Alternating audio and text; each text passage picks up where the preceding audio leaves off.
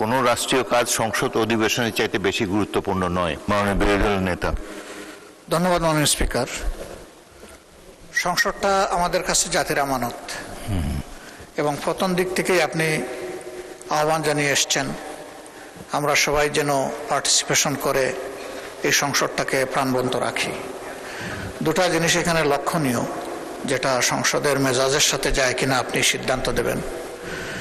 একটা হলো যে গুরুত্বপূর্ণ ব্যক্তিরা সংসদ সদস্যদের কথাগুলা যাদের নিজের কানে সরাসরি শোনা দরকার, বিশেষ করে মন্ত্রিপরিষদের সম্মানিত সদস্যবৃন্দ, অনেক সময় দেখি যে মন্ত্রণালয় সম্পর্কে কথা বলছে সেই মন্ত্রণালয়ের সংশ্লিষ্ট কেউ এখানে উপস্থিত নেই।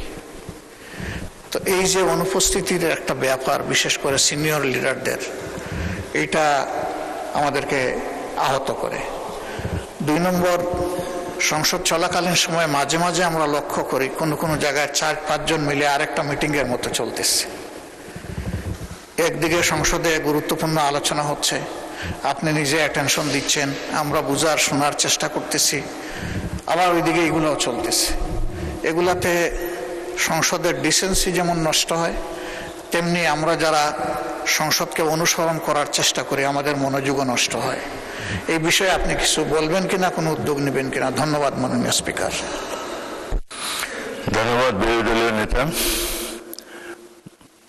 তার উত্থাপিত প্রথম প্রশ্নটি অত্যন্ত গুরুত্বপূর্ণ। বাজেট অধিবেশন চলছে, গুরুত্বপূর্ণ মন্ত্রী, বিশেষ করে যাদের সম্পর্কে এলাকার দাবি দাওয়া নিয়ে মাননীয় সদস্যগণ বক্তব্য রাখেন, যেমন হাসপাতালের কারণে, হাসপাতালের অব্যবস্থার কারণে স্বাস্থ্যমন্ত্রীকে তারা অনেক কিছু বলেন, আইন শৃঙ্খলার প্রশ্নে স্বরাষ্ট্রমন্ত্রীকেও কিছু বলেন, এবং এলজিআরডি মন্ত্রী অবশ্যই এখানে থাকেন, তার ব্যাপারে সবসময় তারা দেয়। তবে কালকে এই প্রশ্নটি আলোচিত হয়েছিল এবং মাননীয় চিফ হুইপ বলেছিলেন যে তারা রাষ্ট্রীয় কাজে ব্যস্ত। তো যাই হোক, আমি আবারও আজকে তাগিদ দিলাম, কোনো রাষ্ট্রীয় কাজ সংসদ অধিবেশনের চাইতে বেশি গুরুত্বপূর্ণ নয়। সকল রাষ্ট্রীয় কর্মকাণ্ডের মধ্যে সংসদ অধিবেশন সবচাইতে বেশি গুরুত্ব পায়, and it takes precedence over any other business of the state. সুতরাং আপনি মাননীয় মন্ত্রীদেরকে বলবেন তারা যেন সংসদে যথাসময়ে আসেন, সংসদ সদস্যদের যেসব বক্তব্যে তাদের মন্ত্রণালয় সম্পর্কিত কথা তারা বলেন সেগুলোর ব্যাপারে তারা অন্তত শুনবেন এবং যদি সম্ভব হয় তার প্রতিকার করার চেষ্টা করবেন।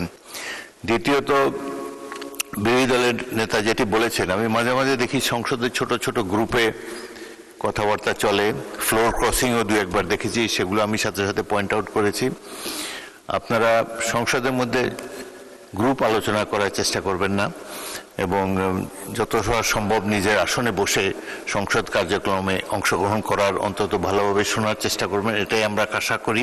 সংসদের শৃঙ্খলা বজায় রাখার ক্ষেত্রে আপনাদের সকলের সহযোগিতা কামনা করি। ধন্যবাদ।